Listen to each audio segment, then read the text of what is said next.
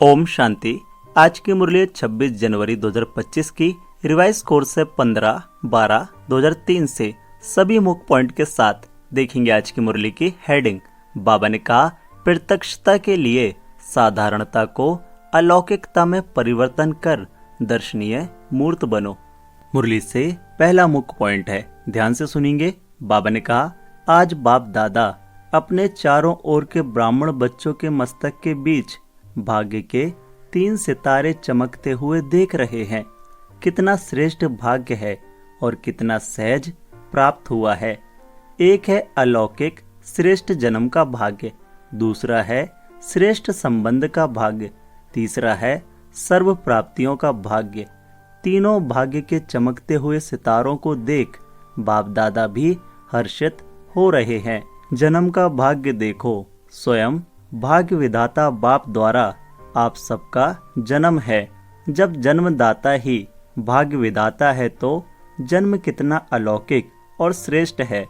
आप सबको भी अपने इस भाग्य के जन्म का नशा और खुशी है ना। साथ साथ संबंध की विशेषता देखो, सारे कल्प में ऐसा संबंध अन्य किसी भी आत्मा का नहीं है। आप विशेष आत्माओं को ही एक द्वारा 3 संबंध प्राप्त हैं। एक ही बाप भी है, शिक्षक भी है और सद्गुरु भी है। ऐसे एक द्वारा 3 संबंध सिवाय ब्राह्मण आत्माओं के किसी के भी नहीं है। अनुभव है ना। आज की मुरली से दूसरा मुख्य पॉइंट है, बाबा ने कहा बाप के संबंध से वर्षा भी दे रहे हैं, पालना भी कर रहे हैं। वर्षा भी देखो कितना ऊंचा और अविनाशी है। दुनिया वाले कहते हैं हमारा पालनहार भगवान है, लेकिन आप बच्चे निश्चय और नशे से कहते हो हमारा पालनहार स्वयं भगवान है। ऐसी पालना, परमात्म पालना, परमात्म प्यार, परमात्म वर्षा किसको प्राप्त है? तो एक ही बाप भी है, पालनहार भी है और शिक्षक भी है। हर आत्मा के जीवन में विशेष 3 संबंधी आवश्यक हैं, लेकिन तीनों संबंध अलग अलग होते हैं। आपको एक में 3 संबंध हैं। पढ़ाई भी देखो, तीनों काल की पढ़ाई है। त्रिकालदर्शी बनने की पढ़ाई है। पढ़ाई को सोर्स ऑफ इनकम कहा जाता है। पढ़ाई से पद की प्राप्ति होती है। सारे विश्व में देखो, सबसे ऊंचे से ऊंचा पद राजपद गाया हुआ है। तो आपको इस पढ़ाई से क्या पद प्राप्त होता है? अब भी राजे और भविष्य भी राजपद। मुरली से तीसरा मुख्य पॉइंट है, इसको देखेंगे। बाबा ने कहा आप निश्चय से कहते हो हमारा हर कदम किसके आधार से चलता है? श्रीमत के आधार से हर कदम चलता है। तो चेक करो, हर कदम श्रीमत पर चलता है। भाग्य तो प्राप्त है, लेकिन भाग्य के प्राप्ति का जीवन में अनुभव है। हर कदम श्रीमत पर है। वह कभी कभी मनमत या परमत तो नहीं मिक्स होती। इसकी परख है। अगर कदम श्रीमत पर है तो हर कदम में पद्मों की कमाई जमा का अनुभव होगा। कदम श्रीमत पर है तो सहज सफलता है। साथ साथ सद्गुरु द्वारा वरदानों की खान प्राप्त है। वरदान है उनकी पहचान। जहाँ वरदान होगा वहाँ मेहनत नहीं होगी। तो सद्गुरु के संबंध में श्रेष्ठ मत और सदा वरदान की प्राप्ति है और विशेषता सहज मार्ग की है। जब एक में 3 संबंध हैं तो एक को याद करना सहज है। 3 को अलग अलग याद करने की जरूरत नहीं। इसलिए आप सब कहते हो एक बाबा दूसरा न कोई। मुरली से चौथा मुख्य पॉइंट है, इसको देखेंगे ध्यान से। बाबा ने कहा तीसरा भाग्य का सितारा है, सर्व प्राप्तियां गायन है। आप प्राप्त नहीं कोई वस्तु ब्राह्मणों के खजाने में। याद करो अपने खजानों को। ऐसा खजाना व सर्व प्राप्तियां और कोई द्वारा हो सकती हैं? दिल से कहा मेरा बाबा, खजाने हाजिर। इसलिए इतने श्रेष्ठ भाग्य सदा स्मृति में रहे। इसमें नंबर वार हैं।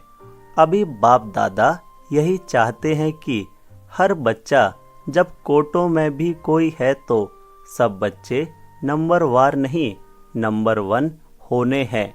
तो अपने से पूछो, नंबर वार में हो या नंबर 1 हो? क्या हो? टीचर्स नंबर 1 है या नंबर वार? पांडव नंबर 1 हो या नंबर वार हो? क्या हो? जो समझते हैं हम नंबर 1 हैं और सदा रहेंगे, ऐसे नहीं आज नंबर 1 और कल नंबर वार में आ जाओ। जो इतने निश्चय बुद्धि हैं कि हम सदा जैसे बाप ब्रह्मा नंबर 1 ऐसे फॉलो ब्रह्मा बाप नंबर 1 है और रहेंगे, वह हाथ उठाओ। है ऐसे ही नहीं हाथ उठा लेना, सोच समझ कर के उठाना। लंबा उठाओ, आधा उठाते हैं तो आधा है। हाथ तो बहुतों ने उठाया है, देखा, दादी ने देखा। अभी इन्हों से नंबर 1 वालों से हिसाब लेना। जनक दादी जान की हिसाब लेना। मुरली से 5वां मुख्य पॉइंट है। बाबा ने कहा, आपके जड़ चित्र अंतिम जन्म तक भी, अंतिम समय तक भी दर्शनीय मूर्त अनुभव होते हैं। तो चैतन्य में भी जैसे ब्रह्मा बाप को देखा साकार स्वरूप में, फरिश्ता तो बाद में बना, लेकिन साकार स्वरूप में होते हुए आप सबको क्या दिखाई देता था? साधारणता दिखाई देता था।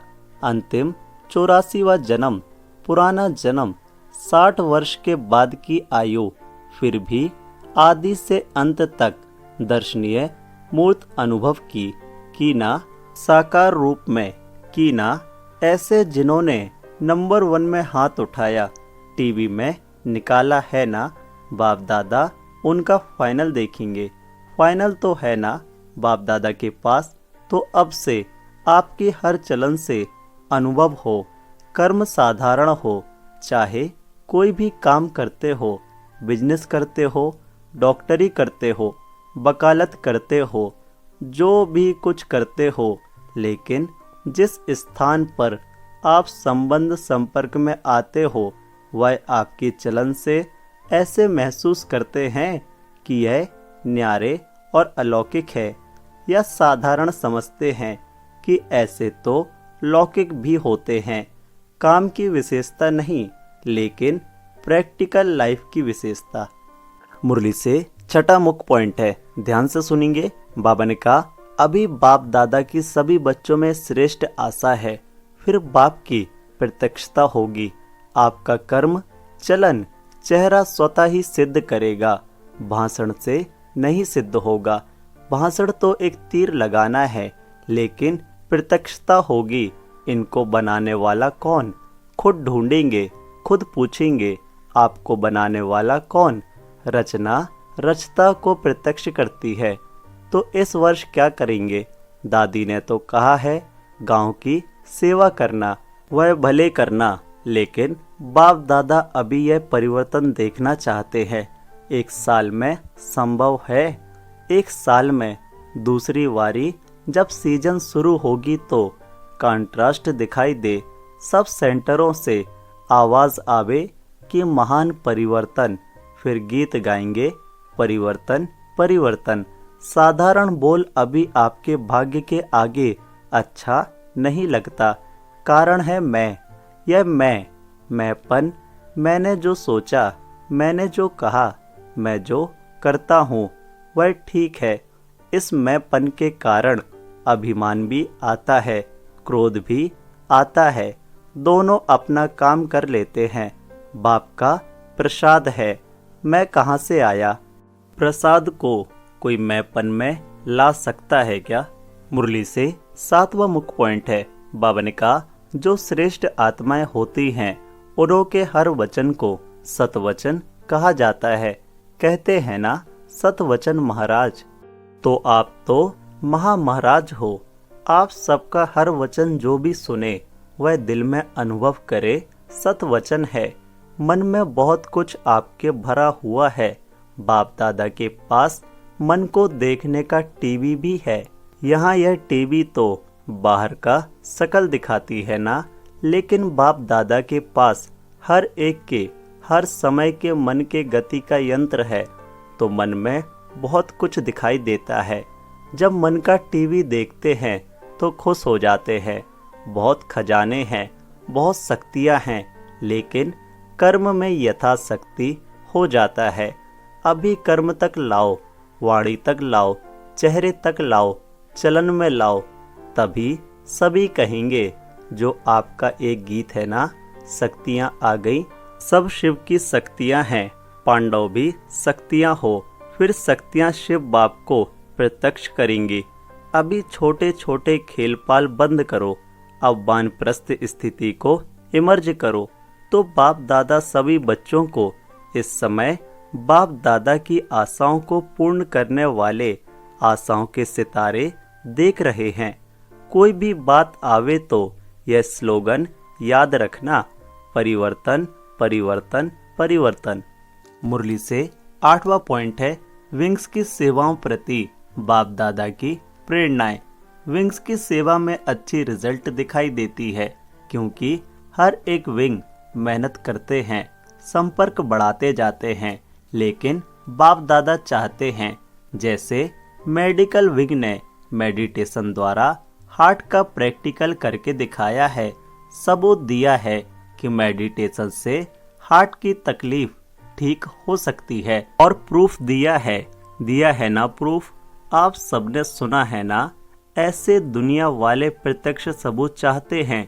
इसी प्रकार से जो भी विंग आए हो, प्रोग्राम तो करना ही है, करते भी हो, लेकिन ऐसा कोई प्लान बनाओ जिससे प्रैक्टिकल रिजल्ट सबकी सामने आवे। सभी विंग के लिए बाप दादा कह रहे हैं, यह गवर्नमेंट तक भी पहुंच तो रहा है ना, और यहाँ वहाँ आवाज तो फैला है कि मेडिटेशन द्वारा भी हो सकता है। अभी इसको और बढ़ाना चाहिए। आज की मुरली से प्यारा वरदान है बाबन का, साइलेंस की शक्ति द्वारा विश्व में प्रत्यक्षता का नगाड़ा बजाने वाले शांत स्वरूप भव। डिटेल है, गाया हुआ है साइंस के ऊपर साइलेंस की जीत, ना कि वाणी की। जितना समय व संपूर्णता समीप आती जाएगी, उतना ऑटोमेटिक आवाज में अधिक आने से वैराग्य आता जाएगा। जैसे अभी चाहते हुए भी आदत आवाज में ले आती है, वैसे चाहते हुए भी आवाज से परे हो जाएंगे, प्रोग्राम बनाकर आवाज में आएंगे। जब यह चेंज दिखाई दे तब समझो अब विजय का नगाड़ा बजने वाला है।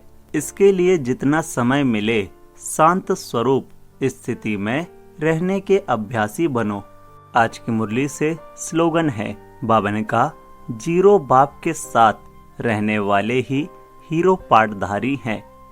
मनसा सेवा के लिए बाबा ने कहा, वर्तमान समय विश्व कल्याण करने का सहज साधन अपने श्रेष्ठ संकल्पों की एकाग्रता द्वारा सर्व आत्माओं की भटकती हुई बुद्धि को एकाग्र करना है। सारे विश्व की सर्व आत्माएं विशेष यही चाहना रखती हैं कि भटकी हुई बुद्धि एकाग्र हो जाए, वह मन चंचलता से एकाग्र हो जाए। यह विश्व की मांग व चाहना तब पूरी कर सकेंगे जब एकाग्र होकर मनसा शक्तियों का दान देंगे। ओम शांति। मेरा बाबा, प्यारा बाबा, मीठा बाबा। ओम शांति।